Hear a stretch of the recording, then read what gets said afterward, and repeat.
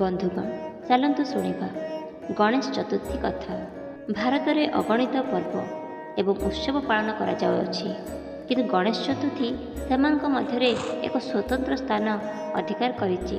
ଏହା କେବଳ ଏକ ଧାର୍ମିକ ଉତ୍ସବ ନୁହେଁ, ବରଂ ଭଗବାନ ଗଣେଶଙ୍କ ଆବିର୍ଭାବର ଦିନ, ଯେଉଁଦିନ ପ୍ରଥମ ପୂଜାପ୍ରାପ୍ତ ବାଧାବିଘ୍ନର ବିନାଶକାରୀ ଜ୍ଞାନ ଏବଂ ସଫଳତାର ପ୍ରଭୁ ଗଣେଶ ଜନ୍ମଗ୍ରହଣ କରିଥିଲେ।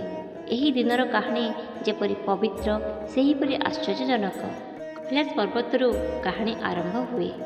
ଏହା ହେଉଛି ଦିବ୍ୟସ୍ଥାନ, ଯେଉଁଠାରେ ବରଫ ଆଚ୍ଛାଦିତ ଶିଖର, ସ୍ୱଚ୍ଛ ଆକାଶ, ମୃଦୁ ଶୀତଳ ପବନ ଏବଂ ଓମ୍ ନମଃ ଶିବାୟର ଧ୍ୱନି ସବୁଠି ପ୍ରତିଧ୍ୱନିତ ହୁଏ।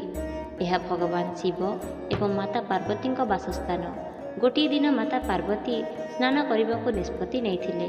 ସେ ତାଙ୍କ କୋଠରୀକୁ ଗଲେ, କିନ୍ତୁ ଏକ ସମସ୍ୟା ଥିଲା। କୈଳାସକୁ ଆସୁଥିବା ଲୋକଙ୍କ ମଧ୍ୟରେ ଦେବଗଣ, ଯୋଗୀ, ସିଦ୍ଧ ଏବଂ ଭଗବାନ ଶିବଙ୍କ ଗଣ ମଧ୍ୟ ଥିଲେ। ମାତା ପାର୍ବତୀ ଚାହୁଁଥିଲେ ଯେ ସ୍ନାନ କରିବା ସମୟରେ କୌଣସି ଅଜଣା ବ୍ୟକ୍ତି ତାଙ୍କ କୋଠରୀରେ ପ୍ରବେଶ ନ କରନ୍ତୁ। ସେ ଭାବିଲେ, ମୁଁ ଇଚ୍ଛା କରେ ଯେ ମୋର ଏପରି ଜଣେ ଦାସ ଥାଆନ୍ତା କି ଯିଏ ମୋ ଅନୁମତି ବିନା କାହାକୁ ଭିତରକୁ ପ୍ରବେଶ କରିବାକୁ ନ ଦିଏ। ଏହା ଭାବି ସେ ସ୍ନାନ ସମୟରେ ତାଙ୍କ ଶରୀରରେ ଲଗାଯାଇଥିବା ଉବଦାନ ସଂଗ୍ରହ କଲେ। ସେଥିରୁ ଏକ ସୁନ୍ଦର ଶିଶୁର ପ୍ରତିମା ତିଆରି କଲେ ଏବଂ ତାଙ୍କ ଦିବ୍ୟ ଶକ୍ତିରେ ସେଥିରେ ଜୀବନ ଫୁଙ୍କିଦେଲେ। କିଛି ସମୟ ମଧ୍ୟରେ ପ୍ରତିମାଟି ଜୀବନ୍ତ ହୋଇଗଲା।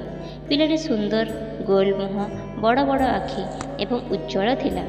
ପାର୍ବତୀ ଖୁସିରେ କହିଲେ, ପୁତ୍ର, ତୁମେ ଏବେ ମୋର ପୁଅ। ତୁମର ନାମ ଗଣେଶ ହେବ। ଆଜିଠାରୁ ତୁମେ ମୋର ଦ୍ୱାରପାଳ ହେବ।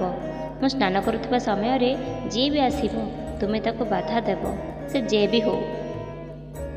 ବାଳକଟି ଆଦେଶ ପାଳନ କଲା ଏବଂ ତାର ଦାୟିତ୍ୱ ନେଲା।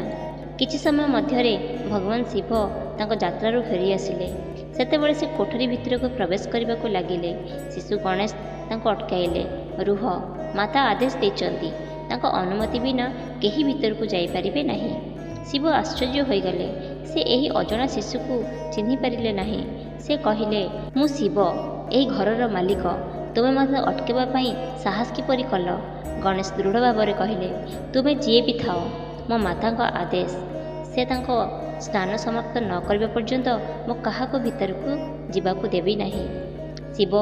ଶିବଙ୍କ ଗଣ, ନନ୍ଦୀ, ଭୃଙ୍ଗୀ ଏବଂ ଅନ୍ୟମାନେ ଗଣେଶଙ୍କୁ ବୁଝାଇବାକୁ ଲାଗିଲେ, କିନ୍ତୁ ଗଣେଶ ତାଙ୍କ ସ୍ଥାନରୁ ହଲିଲେ ନାହିଁ। ବିବାଦ ବଢ଼ିବା ପରେ ଶିବ ତାଙ୍କ ଗଣକୁ ଏହି ଶିଶୁକୁ ବାହାର କରିବାକୁ ନିର୍ଦ୍ଦେଶ ଦେଲେ, କିନ୍ତୁ ଗଣେଶ ଏକାକୀ ଯୁଦ୍ଧରେ ଶିବଙ୍କ ସମସ୍ତ ଗଣକୁ ପରାସ୍ତ କଲେ। ଏବେ ଭଗବାନ ଶିବ ନିଜେ କ୍ରୋଧିତ ହେଲେ। ସେ ତାଙ୍କର ତ୍ରିଶୂଳ ଉଠାଇଲେ, କିନ୍ତୁ ତାପରେ ଦେବତାମାନେ ହସ୍ତକ୍ଷେପ କଲେ। କିନ୍ତୁ ପରିସ୍ଥିତିରେ ଏତେ ବିଗିଡ଼ି ଯାଇଥିଲେ ଯେ ଶିବ କ୍ରୋଧିତ ହୋଇ ତାଙ୍କ ତ୍ରିଶୂଳରେ ଶିଶୁର ମୁଣ୍ଡ କାଟିଦେଲେ। କିଛି ସମୟ ପରେ ମାତା ପାର୍ବତୀ ବାହାରକୁ ଆସିଲେ ଏବଂ ତାଙ୍କ ପୁଅଙ୍କୁ ମୃତ ଦେଖି ଦୁଃଖ ଏବଂ କ୍ରୋଧରେ ବିଚଳିତ ହୋଇଗଲେ। ତାଙ୍କ ଆଖିରୁ ଅଗ୍ନି ବହିବାକୁ ଲାଗିଲା। ସେ ଦେବତା ଓ ଗଣକୁ ଭର୍ତ୍ସନା କରି କହିଲେ, ଏହା ମୋର ପୁତ୍ର। ଯଦି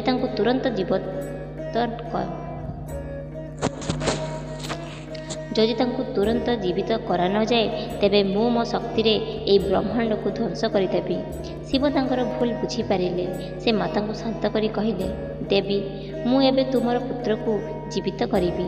ସେ ତାଙ୍କ ଗଣକୁ ନିର୍ଦ୍ଦେଶ ଦେଲେ, ଉତ୍ତର ଦିଗକୁ ଯାଅ ଏବଂ ତୁମେ ଯେଉଁ ପ୍ରଥମ ପ୍ରାଣୀକୁ ପାଇବ, ତାହାର ମୁଣ୍ଡ ଆଣ।